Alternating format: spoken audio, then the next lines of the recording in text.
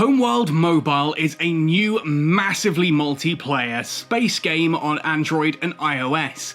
Much like Eve Echoes and Infinite Lagrange, this one has managed to get me hooked. It's a really unique blend of gameplay, whereas in Eve Echoes you're only flying one ship at a time, and whereas in Infinite Lagrange you're taking control of an entire base and full sets of multiple fleets. In Homeworld Mobile you're going to be controlling basically one ship and a small escort fleet with it. Basically imagine you're controlling a carrier and its escort, and you can also use the ships that, well, naturally you're carrying.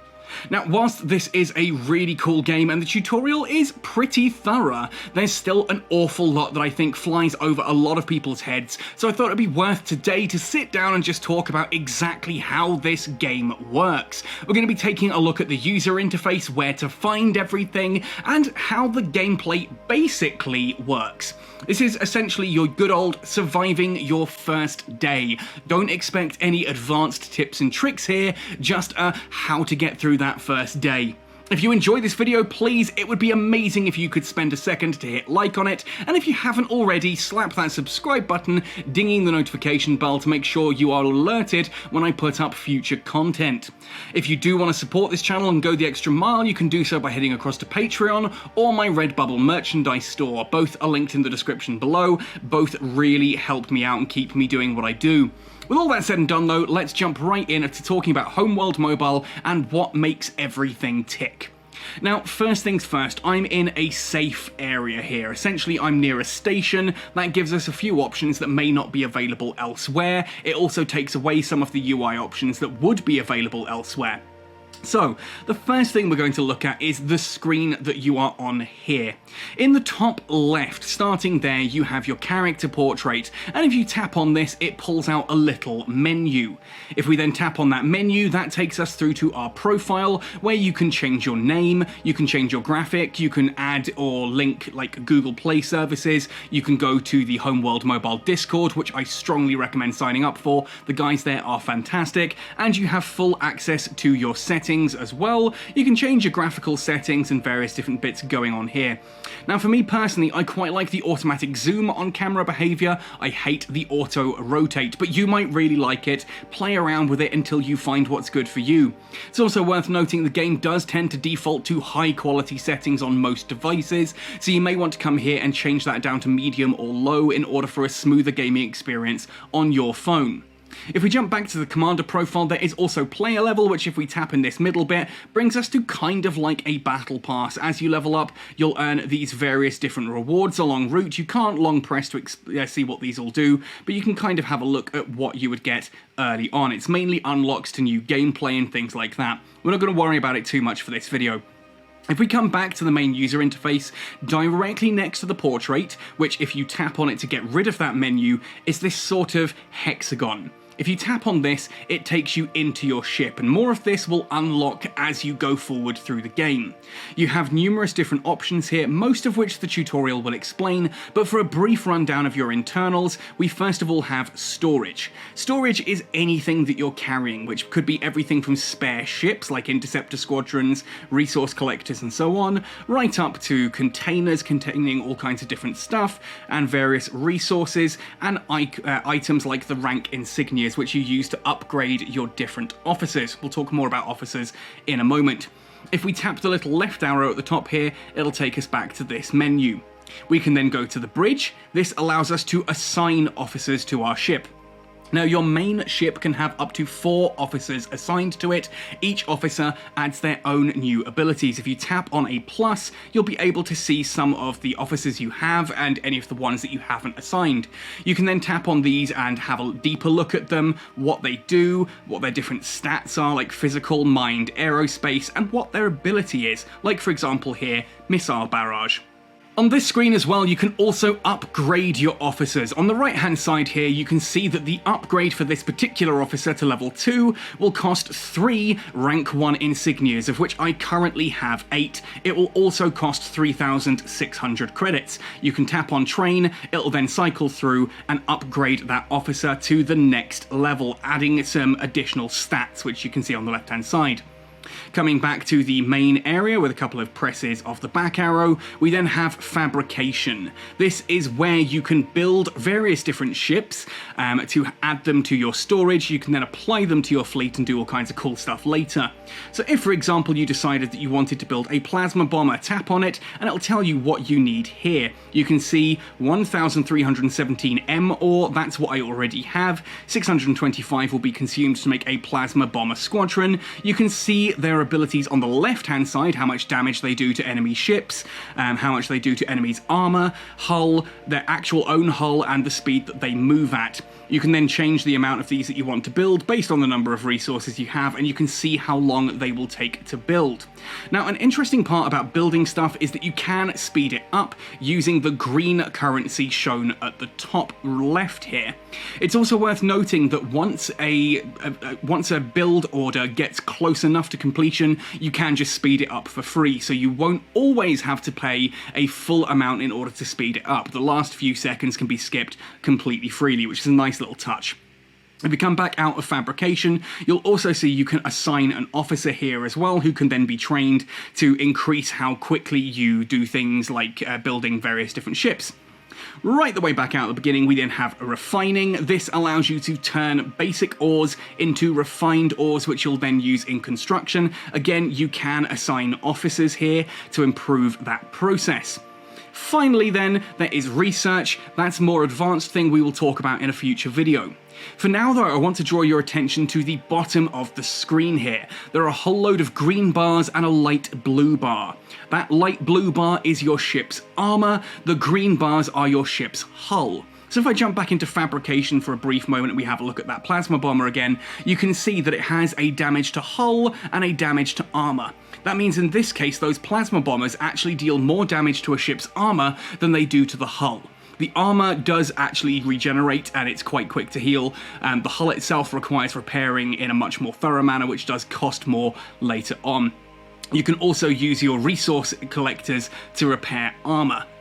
Now that brings us back to this screen here, and it's worth noting that these kind of stats, these green and blue bars, do feature on most ships. You'll see those quite frequently. I've noticed that interceptors only have hull, they don't have armor. That makes sense because they are squadrons of very light aircraft, whereas things like your main ship and the frigates and destroyers will have both armor and hull. If we then go across to assignments at the top, this is where you can see what kind of missions you are currently doing. You can tap on any of these to read a bit more about it and get an idea of what's going on. You can also scroll on the right hand side to see what kind of rewards you would get. In this case, 225 experience points and 1,500 B-type ore. This is all useful information that can help you decide what you're going to actually work on. If you've got a particular mission that you really want to focus on, you can also tap on that particular mission. So for example here, if I wanted to go for Mining Procedures 1, it's not worth much in the way of experience, but 3,000 credits is quite nice, and I'm already 660 of the 1,000 ores towards completion there. I can actually tap this little star in the top right there. That will then put it on the first page so that you can clearly see where you are going and what missions you have available. From these as well, you can also tap on Go To at the bottom right here, and it will just take you through the steps in order to get to that mission's location in order to complete it. It's worth noting there are lots of different things here, including some ones like here, you can see expired. These are ones that you can do like on your first day. They're just little things to kind of get you into the game and trying to, you know, just try stuff out early on. You can kind of use these missions as little tutorials. They're well worth doing. I do recommend going through those. The main story ones here are at the top.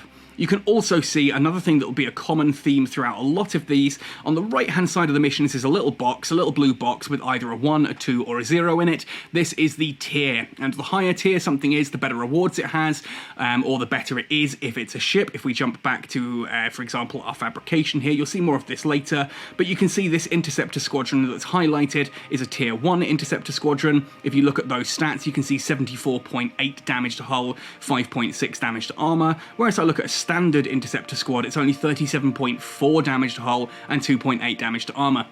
So by going for higher tier stuff, you get better quality, you get more damage, more rewards, that kind of thing. Anyway, back to assignments. Use this screen to get an idea of what you need to do and where you need to go. Treat this like a shopping list, a checklist to complete, and that will give you plenty to do in Homeworld Mobile for the first few days. This then brings us to fleet configuration. Now in your fleet configuration you can see currently on the left hand side we have our expedition ship. If you tap on it, it'll take you through to the main page. You can see all of its stats there. Damage to hull, that's how much damage it will do to enemy ship's hull. Damage to armor, you can see it's a lot lower, only 20.68. Then you can see your own armor and hull, 20,000 hull, 3,000 armor. Targeting range of 50 clicks and 0.5 on the agility rating. So you can see how this all works. You can also see next to expedition ship a little blue square with a 0 in it. This is a tier 0 expedition ship. You can get higher tier variants later. You can even change this ship completely to something else. Now the skills underneath it are assigned by officers. Just as a quick reminder of that, remember we need to come back to the internal, we then go to the bridge, we can then assign bridge officers like Eve Segald here, who gives the missile barrage skill, or if we went back to the other one here, with Gideon Siet, these come out of the tutorial. He has the kinetic burst ability, and you can see what these do when they're activated. And if we go all the way back into the main menu, across the fleet configuration, you can see the 2 skills we have active on this ship. This ship, you can see, can have a maximum of 4 skills available, and you just tap on them and activate them when you wish. In the middle, we have squads. This current expedition ship can launch up to 3 squads, and you can chop and change these based on the missions. Here you can see I've got one resource collector, which is a tier 1, an interceptor squadron, which is a tier 0, and a plasma bomber squadron, also tier 0. With any of these, you can tap onto them and see more about their stats. You can assign officers if you have any available in order to improve their abilities. You can then also hit change to change them for something else. Now here you can see that I've got multiple different options, and if I go all the way back, you'll see I've currently got one resource collector. If I were going on a mining mission, I could swap my interceptor squadron for, say, another resource collector, add that to my ship, apply changes, wait for the loading screen, and you'll see that once this clears, I now have 2 resource collectors available for use. These are going to, therefore, essentially allow me to collect more resources, or indeed to heal up friendly ships, because resource collectors can be used to heal up a ship's armor. Very useful skill that we'll talk about more in just a moment. But for now, I'm going to change back to that interceptor squadron because I like the versatility of this fleet. It's a bit more damage and I don't mind waiting a bit longer for some of the resources. Finally, on this screen on the right hand side, you have escorts. Now here you can see I've got a veteran MD assault frigate. This is a tier 2 version, my first tier 2 ship in this game. You can then see its stats here. I could change this. I've also got a pulsar assault frigate, and I've got a load of tier 1 versions at the bottom as well, tier 0 versions at the bottom as well, but much lower stats. You start with a scouting frigate early on in the game. The game then gets you to build an assault frigate. I've been lucky enough to get some blueprints for the veteran pulsar and the veteran MD, build those, and I can add those to my fleets. Now, from what I gather, later on you will have an act that these squads and escorts can change, so you can get more or fewer slots, depending on your current loadout of expedition ship, etc, etc. I know there's a talk in one of the tooltips, for example, that suggests that instead of having 2 frigates, you could have 1 destroyer as your escort. And destroyers have a lot more survivability compared to frigates, but frigates tend to do more damage overall than the 2 destroyers because obviously there's 2 ships coming at them. But again, more on that when I unlock that. We'll talk about destroyers and frigates in a future video. Going back to the internal screen here, we then finally have the market screen. I don't want to dwell on this too long. Ultimately, you can have a look at some of the different packs that you can buy for real world money. These give you things like some starting interceptor squadrons. They are tier 1, which is worth noting. A load of the adamant, which you can use for speeding things up and buying some other stuff in the market. Credits, which of course you use for building stuff in game and purchasing things in game as well. And at the bottom, there is an officer, Bella Sumtor, that you can add to your crew as well, and her stats, from what I've heard, are not bad at all and may be worth it if you're looking to spend a little bit of money on the game early on. There's also the large starter pack, which gives you even more stuff going on here, including, I believe, that Explorer Tershak, if I've heard correctly, is indeed a new exploration ship, a new main ship that you can play with. It's $21.49 though, it's quite a big expenditure early on. We do have our standard packs here, we can ignore those for the time being. What I need to draw your attention to is in the main market, which is the one with the cart and the arrow pointing down, every day you get a free currency pack. Log in, grab this thing whilst it's there, make sure you're getting that free adamant and those free credits. This will just help you out, especially if you take some damage and lose some stuff early on. There are other things you can buy, and as you'll see, you unlock these as you go through the game. Really don't stress about these too much. Like, I'm looking here and seeing the Plasma Bomber Squadron or Interceptor Squadron blueprints there. They're tier 1. That's kind of tempting because I do have the stuff for it, but I just don't feel like I need that at the moment. There's been so little challenge at this point in time, I don't feel like I need to spend money and resources in order to improve my abilities, and I recommend you don't yet either. Wait until you start to feel the pinch, then look into that. There is also the sell option. If you've got spare stuff that you're not using, like for example these Interceptor Squadrons, you can sell these to the game for credits, and that's a good way to get a little bit of money. I don't really recommend it. I think it's better to go out and do missions and earn credits that way, but in a pinch, if you've got a load of excess resources, for example, you could sell those for a few credits here and there. Finally, there is a sort of calendar-looking icon at the bottom. As you'll see, I cannot tap this at the moment. That, I assume, is going to be for events when those start up. And that explains our internal screen here, which brings us all the way back to this starting screen. We've had a look at that internal menu. So let's now talk about this entire screen here. Again, sticking to the left-hand side first of all. Now there's a little bit that says mission with a 3-line menu underneath it. If you tap this, it will show you your current mission. You can then tap on that mission to essentially do a go to, and it will just warp you to where you need to be or give you some information on what you need.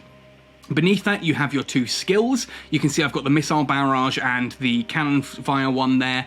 Those are the 2 that you get early on. These are activated abilities. When you're in a combat situation, as long as you are in range of an enemy, which is shown by the sort of circle around you, then you'll be able to activate those to attack a particular enemy. If we then move on to the right-hand side of the screen here, you'll see we have a targets button, which does a similar sort of thing here. We've got like our stash, our market, our loadouts. This allows us to change all these. It's just shortcuts to those same menus we were looking at earlier. And if we minimize that one, beneath it, we have a sort of what is in local, and we can see who and what is nearby. Friends are shown in blue. The light blue is your own ships. You'll often see green and that in there as well, of various different friendlies whilst you're out and about exploring. There is often other buttons here on the right hand side. We'll talk about those in a moment. Bringing your attention to the bottom of the screen next, you'll see that we have all of our ships with their armor and their hull shown. Remember, hull is the green bars, armor is the blue bar. If you tap on these, you can sort of give some orders. If you tap on the expedition ship, you'll see that there is an all out and an all in button. If I tap the all out, then everything that is on this ship will undock. If I tap the all in, everything will then turn around and dock back up again. And you can see once they undock, they get their little green bars beneath them. Again, along the bottom, you can see I've got one of the resource collector ships, one interceptor squadron, and one bomber squadron. Now you can see they're all coming back. That little yellow line shows basically direction of intent. In it comes, wait for it, bloop, in it goes. And you can see the bars disappear when it's docked, which is an easy way to tell if the ships are currently in your carrier, or if, like the Veteran MD Assault Frigate there, it's already out in space. Now, you can also tap on these icons here to assign them to different groups. That's much more advanced tactics. If you've played other real-time strategy games, you'll understand how that works. It allows you to assign different groups to attack different targets at different times. Much more advanced than this particular video. But I am going to undock the Interceptor Squadron for a moment, because there is some interesting stuff we can showcase here and talk about too.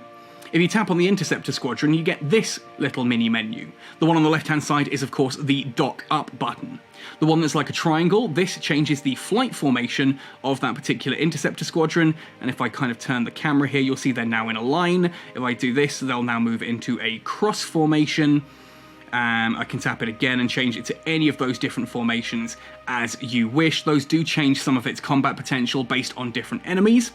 This little triangle with a circle, there are a couple of different things you can do here. There is defensive mode, there is passive mode, and there is aggressive mode. Aggressive mode will instantly hunt down any enemy that comes within range. Passive mode will do nothing until it is told to, and defensive mode, the triangle, will basically attack anything that attacks you.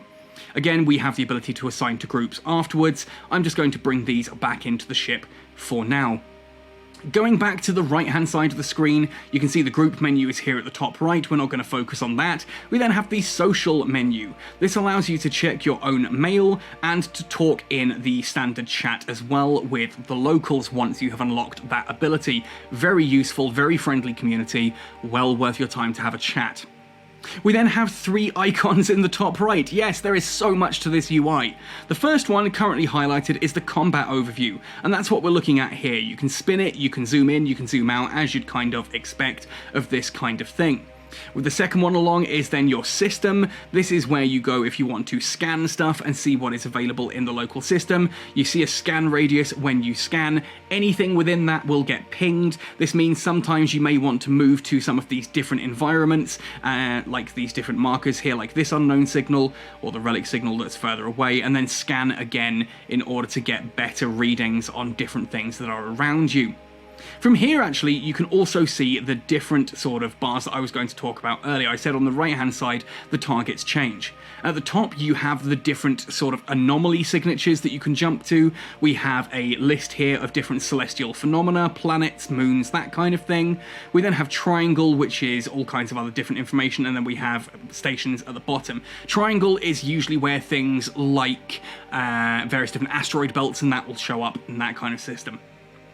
Finally, then at the top right, we have the galaxy map, and if you tap on this one, it brings you to this screen. You can then scroll around the entire galaxy. You can just tap on stuff, or you can use the menus. Again, there's like a couple of different menus on the right-hand side here that allow you to scroll through the different systems. Like if I wanted to go to Lazarus, I could tap on that and then jump through. There is also one underneath it that is sort of centers you on your current area and looks around as what's local, but the top one is the one you're going to use most to sort of, again, if you wanted to go to Lazarus, you could jump to it, you can view it, there's all kinds of stuff you can do here, just worth knowing about that one.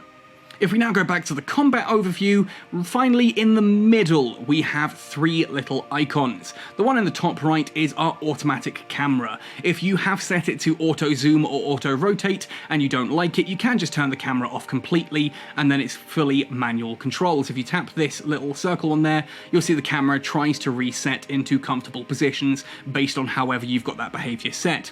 On the left-hand side is automatic battle mode. Whilst this is really tempting to put on early, I do recommend you have it off to start with, just so you can force yourself to look at battle mechanics, which I'll talk about more in a brief moment.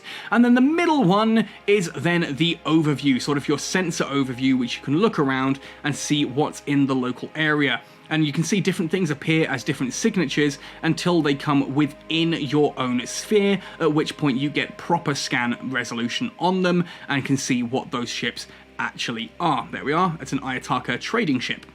On this screen as well, it's worth noting that if you want to move, you can long hold and drag on a particular ship in order to move it. And I don't mean the ship as it is in the actual overview, I mean these ships along the bottom. So if I wanted to move the interceptors out, for example, I can then press on the interceptors and drag from there and fly them to wherever I want them to go. Same with the frigate.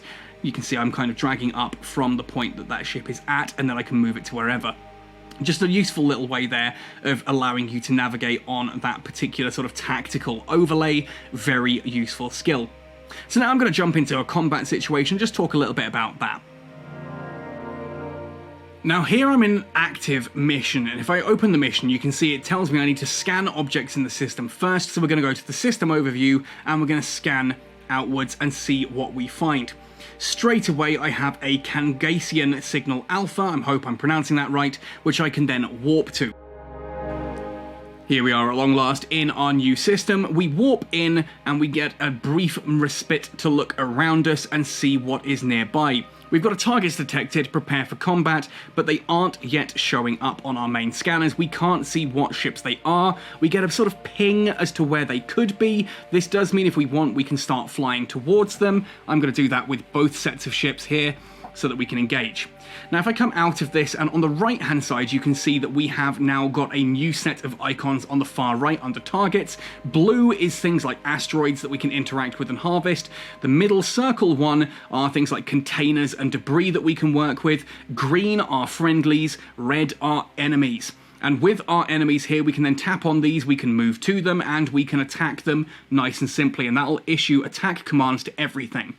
It's worth noting, you can see at the bottom left, my main ship, my main expedition ship, has taken a lot of damage to its armor. If I tap on this and hit repair, then my resource collector ship there in the distance is going to shoot over and start to try and repair me. I'm also going to use my activated abilities on the left-hand side to deal some real damage to these guys, because I'm taking a little bit of a beating here. You can see I'm already quite a way into my armor because I flew away from that resource ship and nothing didn't sort of, behave with that. I've kind of just let it do its own thing. But now it's here next to me, it's going to start healing up, and it can start to repair my current ship. You'll find it will often take aggro doing this. If it does start to take damage, you can just dock it up like it's taking damage now. You can just dock it up quickly, at which point you can then undock it and it will be fully healed. It's well worth doing that and keeping an eye on things. There's also the emergency jump button at the very top right. If things are looking really bad for you, if it's looking like you are about to lose your ship, then you can hit that and warp away to safety, and it's recommended you do that ahead of time. That said, I'm going to be really risky here, and I'm just going to try and repair through this damage and see if I can't survive it. And if I can't, well, it's a great opportunity to showcase what actually happens if you lose your ship in inverted commas. There we are. My ship has been destroyed. Flagship is down, it will tell you, and then we wait whilst everything else happens. We warp away, doing that emergency jump there at the bottom. We can skip ahead of this, and it will warp us back to a safe system. And here you can see I'm back at the station now, and really not much has happened. The expedition ship is back up and running, my assault frigate is still here, all the other bits I had with me are still available there. I did lose my bomber wing at this point in time. If this happens, you can just go back into your internals, into your fleet configuration, and you'll see that if I scroll down, oh no, it's still there. I even still have that. This sometimes happens. If we scroll to the left, there we are. There's a little bug where sometimes the stuff at the bottom doesn't appear. But there you go, you see that because nothing got destroyed and I kind of emergency warped away, I didn't really lose anything. Just your flagship gets disabled and you pretty much get everything back with very few negatives involved in that. So really don't stress about combat too much. If things are starting to go bad, warp away to safety. Try something else for the time being. Maybe level up some of your units, build some slightly stronger ones if you have different blueprints available, come back later and give it another go.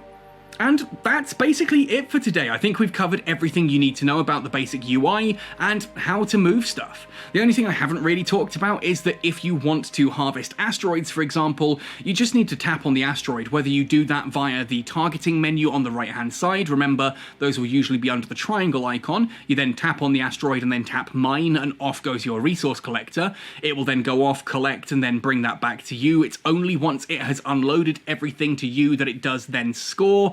So if your resource collector is killed en route, it does lose everything it's carrying.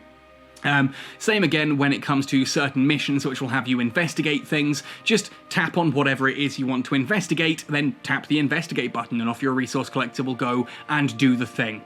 But that should be it. That's basically all you need to know to survive your first day. That's kind of everything. It's combat, it's how to do the missions, and it's the kind of stuff that you'll be expected to know about your ship early on. The only final thing, just very quickly, is like I mentioned before on the overview, you can just drag on a ship if you want to move it as well. Very quick little final tip there. Otherwise, folks, that's how I found the first couple of days. I hope that's been of useful to you. Maybe you've been playing this game and I've taught you something. Maybe you were struggling with something and now you understand. Maybe you think I missed something. Let me know in the comment section down below. I would love to know your thoughts and opinions. Otherwise, folks, happy sailing and see you all in Homeworld Mobile.